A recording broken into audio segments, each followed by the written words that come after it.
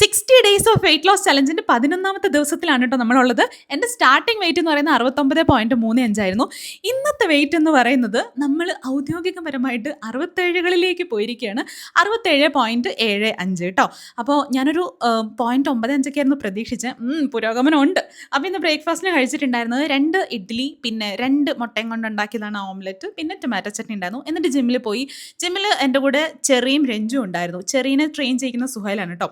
സാധാരണ ജിമ്മിയത്തെയൊക്കെ പ്ലേലിസ്റ്റ് നിങ്ങൾക്ക് എല്ലാവർക്കും ഒരു ഐഡിയ ഉണ്ടാവൂലേ? പക്ഷേ ഈ ജിമ്മിയത്തെ പ്ലേലിസ്റ്റ് കുറച്ച് സ്പെഷ്യലാണ് കേട്ടോ. കേൾപ്പിച്ചുതരാം.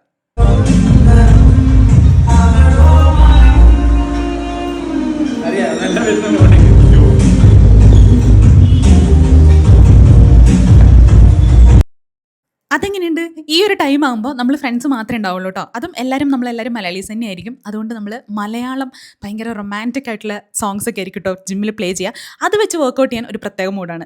അപ്പോൾ ഇന്ന് ലഞ്ചിന് ഉണ്ടായിരുന്നത് ചോറ്, രാജ്മ, ചുമ്മാ ഇങ്ങനെ പൊത്തിക്കൂട്ടി വെക്കാന്നൊക്കെ നമ്മുടെ നാട്ടിൽ പറയും. പിന്നെ മാങ്ങാ ചമ്മന്തി ആയിരുന്നു കേട്ടോ. അത് കഴിഞ്ഞിട്ട് ഞാനിന്ന് വൈകുന്നേരം ആയപ്പം എൻ്റെ കണ്ണിന് ചെറിയ പ്രശ്നമുണ്ട്. ചെറിയതായിട്ട് ഇൻഫെക്ഷൻ വന്നിട്ടുണ്ട് കേട്ടോ. അപ്പോൾ അതൊന്ന് കാണിക്കാനായിട്ട് പോയിട്ടുണ്ടായിരുന്നു. പോയിട്ട് ഞാൻ തിരിച്ച് വന്ന് വീട്ടിൽ വന്ന് ഭക്ഷണം കഴിക്കാമെന്ന് വെച്ചിട്ടുണ്ടെങ്കിൽ എൻ്റെ ഈറ്റിംഗ് വിൻഡോ കടന്നങ്ങ് പോകും. അതുകൊണ്ട് ഞാൻ പുറത്തുനിന്നാണ് ഭക്ഷണം കഴിച്ചത്. ഞാനൊരു പനീർ നൂഡിൽസ് ആണ് കേട്ടോ കഴിച്ചത്.